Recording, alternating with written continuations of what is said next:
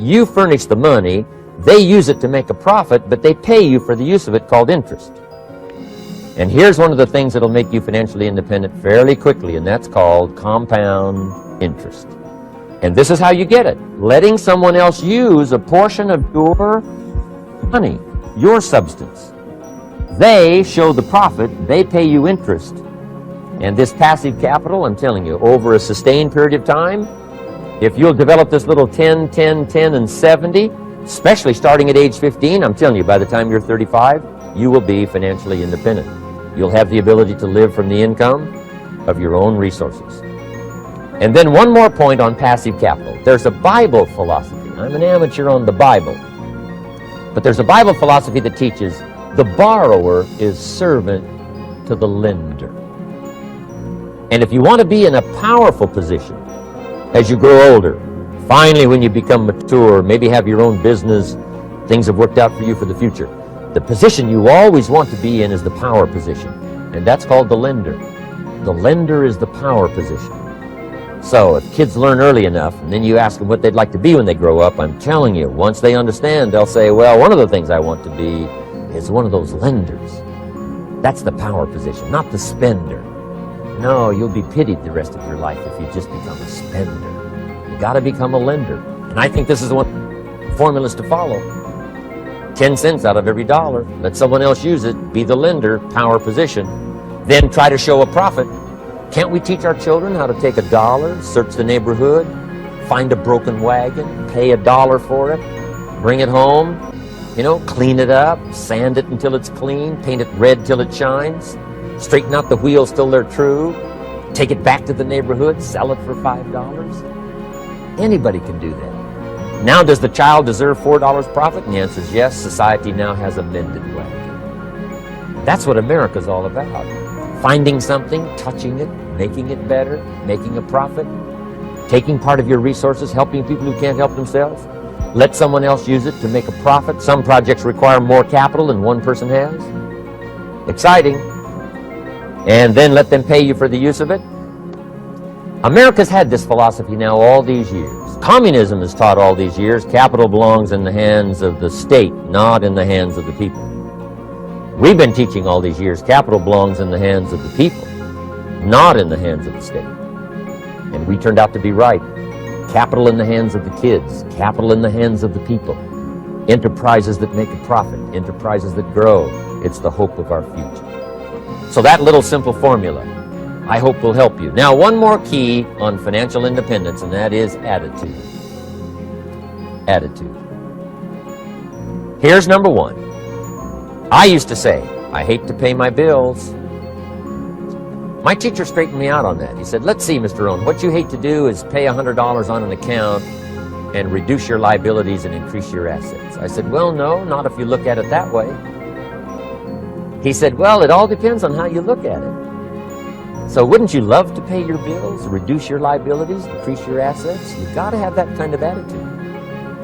I found out the same attitude about taxes. I used to say, I hate to pay my taxes. And Mr. Shove said, well, that's one way to live. But don't you understand? Taxes is how we care and feed the goose that lays the golden eggs. Wouldn't you want to do your share? Someone says, yes, but the goose eats too much. Probably true. But hey, we all eat too much. We all need to go on a diet. Better a fat goose than no goose. So I finally became a happy taxpayer. Now, I think taxes are too high, so I'm working to get taxes lowered for our economic future. But then whatever they turn out to be, I gladly pay, do my part, because that's what makes the whole system run, each of us doing our part. Now, I want these three subjects to be valuable for you. I want them to have meaning for you. I want you someday to be financially independent. I want you to have the personal development so that you feel good about yourself. If I had a chance to meet you someday, I'd like to have you show me the list of goals that you got started and say, Mr. Rohn, here's some I've already checked off. Here's the books I'm reading. Here's what's happened. I'm developing the skills. I'm better this year than I was last year. I've got more self-confidence. My skills are developing. That's what I want for you, and that's why I took the time to come and share in this video message with you.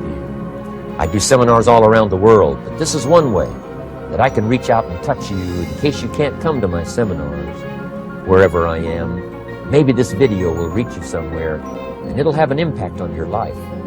And what I'd like to do is later hear about it, a letter, phone call, or to have a chance to meet you in person. And now I'd like to leave you with these 4 questions, called questions to ponder.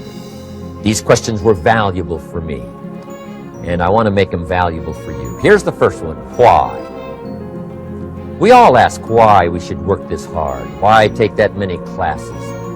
Why go to school that many years?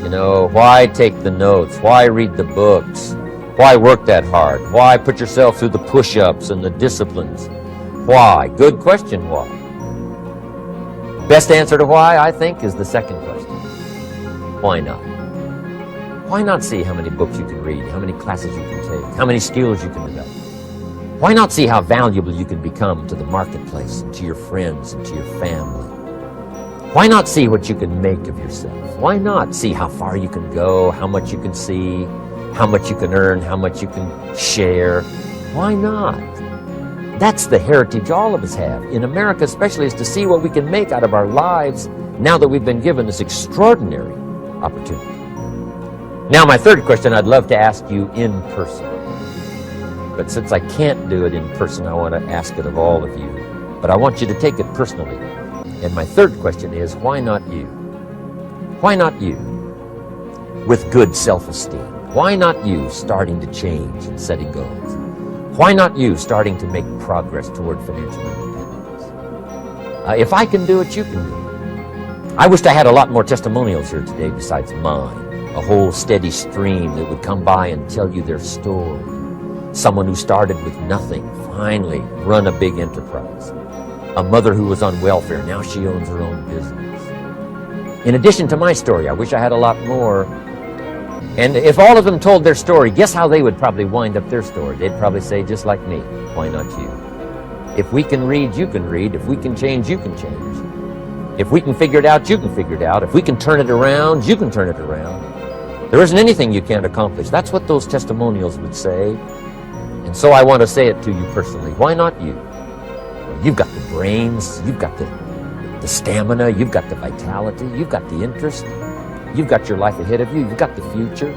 You can do it. If anybody can do it, you can do it. If one of us can do it, hey, we all can do it. And now here's my last question. Why not now? This is a good time.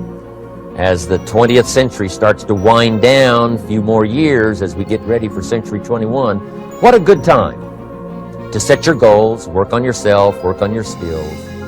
What a good time to get it together. What a good time to start this process.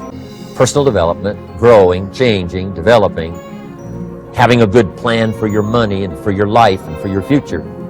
Why not now? And I hope I have a chance to see you one of these days and share with you the experience, the reaction, the response you might have had from my message today. And until I get a chance to see you on this side of the world or the other side of the world, in some school or some seminar, or maybe I'll come and speak for a company that you work for someday. I hope I get a chance to meet you. Until then, I wish you the best. I want all that I've gotten to be yours and much, much more. God bless. Goodbye.